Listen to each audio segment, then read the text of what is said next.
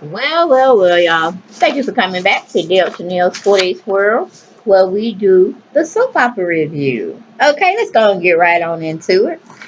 Well, it wasn't a dream, y'all. It was not a dream. I was hoping it was a dream. But anyway, yes, they found themselves on top of each other, in the bed, feeling on each other pretty much. Quinn was trying to say, stop, let's stop. I'm like, Quinn, ain't nobody raping you, honey. You either want it or you don't want it. You're both consenting adults. You're both are infidelity whores, but that's just one thing less to another, right? Okay.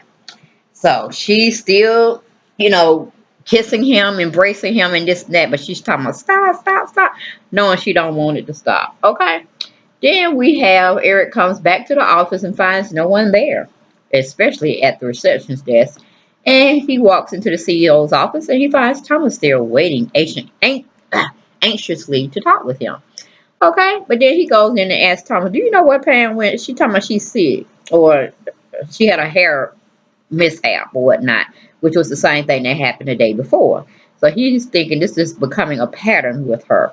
So maybe we won't be seeing Pam later on in these upcoming episodes. Maybe she's just getting tired of playing, the dutiful secretary slash run girl, do girl slash half out the family member, this, that, and the third. Okay? But I don't know. The writers will tell us sooner or later. Okay? More later than sooner.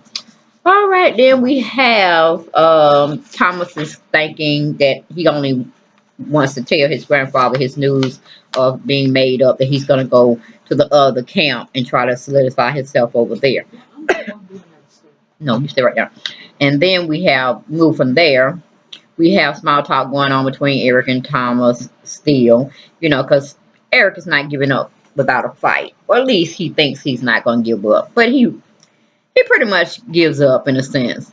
Then we go back. We have Ivy and Katie are having small talk, and she's wondering, is Ivy coming to dinner at Eric's house tonight, since she does live there. Quinn said, not Quinn. Ivy said, nope, won't be there. I live there, but I won't be there because I got a date. I'm like, oh, here we go again. Where is Wyatt? We need Wyatt to hook up with well, I don't know. That's Liam sloppy seconds again. So I don't know how long that will last. So I don't know. Maybe she do need to be by herself. Okay, moving on from Ivy because they give her a boring character to play right now. But maybe they'll spice it up. I'm seeing a little something where she's thinking about what Katie was talking about today during today's episode about they supposed to be more loyal and faithful to Eric than they should be for Quinn. And she's thinking about that thing or listening to Katie's voice in her head. So maybe she's the one that's going to drop the juice on everybody.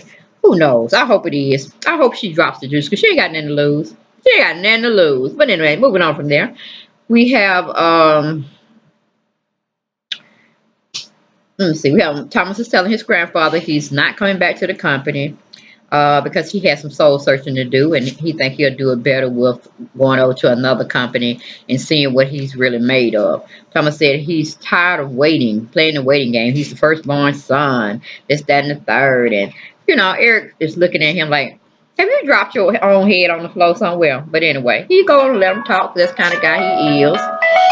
Um, Then we have Ivy is saying to Katie it's Ridge's home too, because Katie is speculating that it's not a good idea for Ridge to be living on the compounds and the confines of Quinn and Eric's home because, things could get pretty heated and they can get lost in time and space and start doing the mumbo jumbo back there, which Katie is not far off the mark at all.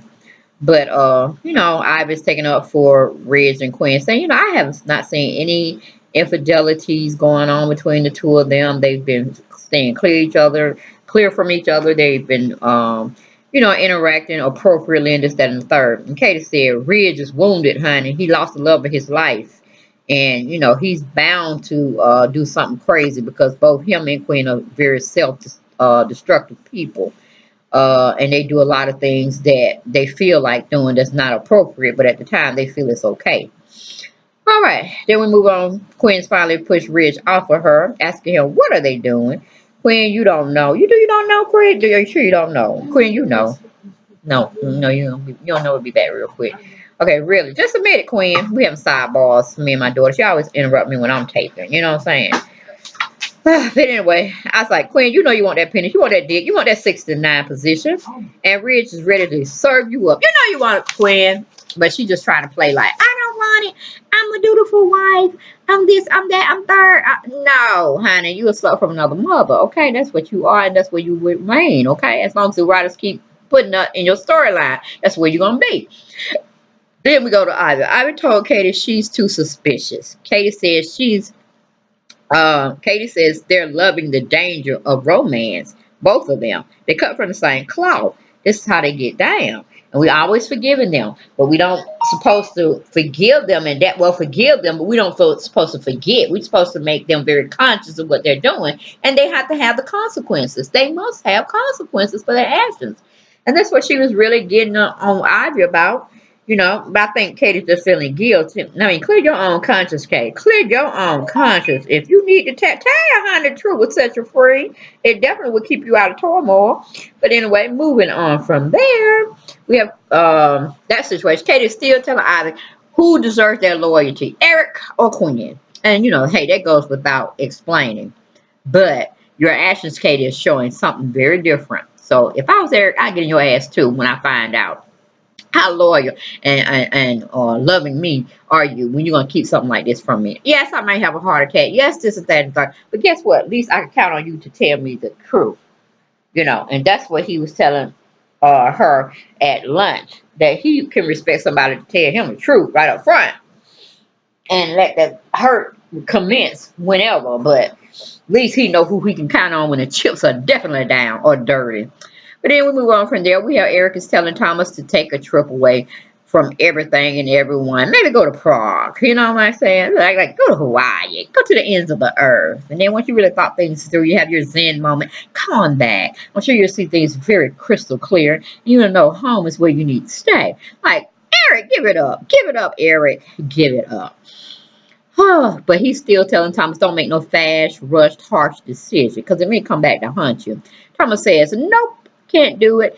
Can't do it. I won't spend any more time with you trying to convince me to stay. I made up my mind, grandfather. I don't need your acceptance. I just wanted to basically tell you where I stood. All right, go ahead, Thomas. Pull your big drawers out and wear them with pride. I'm so proud of you, Thomas. Yes, yes, yes, yes, yes. Because you told the right person. You told the right person that it matters. The rest of them clowns, it don't matter. So, Eric says, you're going over to Sally Spectra's place, aren't you? You're going to be her lover and her business partner. He said, I'm telling you, the murky waters you're going in, son, that's not good judgment. And Eric is a little concerned, you think, with Thomas. And Eric understands it after the end of the conversation. But he's not liking it. He ain't liking it one bit. But he does tell Thomas, if everything goes south, you still have a home. You have a home with your family. Always and forever. I'm like, okay, Eric, okay. Do your thing. So we have Quinn and Ridge are talking to each other or what could have happened. Quinn is telling Ridge, never again. Never will I be in the same room with you. I'm like, really, Quinn? You love for those indiscretion moments. You love to have that downtime, that dangerous, passionate, lustful time, secretively with Ridge. Come on, anybody, you ain't fooling nobody. Hell, they don't serve your character up to play this part. And play your part, girl. Play your part. But anyway, we go to commercial. We come back. We have Eric ask Thomas, does Steffi know about him leaving? Eric wishes him well. Okay? Then I was talking up for Queen and Ridge. And Katie don't like it. She said, honey, our respect, loyalty belongs with your uncle as well as my friend who treated me nice through all of my lifetime. Even better than my daddy. They're just saying a lot. They're saying a lot, y'all. Then we go, I'm like, Katie is falling for Eric. Big time, really. She really is. She don't realize it, but she's falling for him. But anyway, moving on. Well, Quinn tells Rich he shouldn't be here, and because she don't bathe. She called herself washing out the indecent stuff, indecent exposure she expressed with Rich while they was twisting on the bed. You know what I'm saying? Getting hot for one another and wet in her panties, probably. Okay. Anyway, she's telling him, you don't need to be here. Everybody gonna know we fooled around and we went too far this time. Like, nah, you ain't went too far. He ain't got into the seed of your vagina. He ain't got there yet, honey. Okay? But it's just a matter of time. So basically, we're telling her calm down, for she make a fool out of herself and have everybody on their street finding out that they don't did more than just kiss. They don't rubbed on the bed. Okay, now it's gonna be next time in between the sheets or on the floor. Who knows? But the clothes will be off. All right. So she's just not liking him there. She's gonna make up an excuse. You can leave. No, anybody gonna miss you. Not really. And they said, well, I'll make an excuse. Like, yeah, Queen, everybody, you'll be like the elephant in the room. Where are you? Then they'll know for sure something has gone majorly wrong and y'all have been doing each other behind folks' back.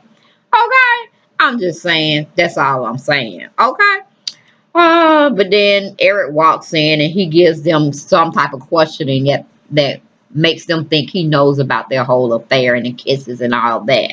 We go to commercial, we come back. We have Ivy tells Katie to just let it go. Let it go. Don't disappoint my Uncle Eric, this, that, and the third. I'm like, Ivy, sit your ass down because Katie's telling the truth, even though she just as bad because she didn't do anything about it when she first knew about it. And she's still holding on to that truth. Anyway, Eric slips up and he's talking about Katie and her jewelry line. So they know, oh, okay, you don't really know the truth. Thank the Lord for small blessings. Okay.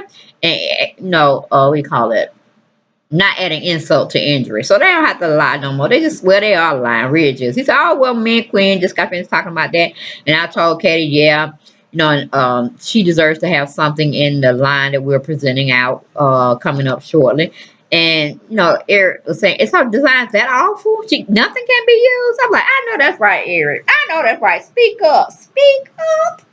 Can't nobody be that awful." And she dressed so well. Okay, so Risa, oh, we didn't even think about giving her signature line. Hey, we can put 2 of her pieces in the collection. It'll be fine there. And of course, Quinn's like, no, it's not okay. I'm like, Quinn, if she didn't have anything on you, this, that, and the third, would you really have given her jewelry that she called herself putting together or designing a fair chance? You know what I'm saying? Oh, that's all I'm saying, Quinn. Is it about that or just you don't like her manipulating you? But didn't you put your own self in these particular circumstances? I think you did. Okay.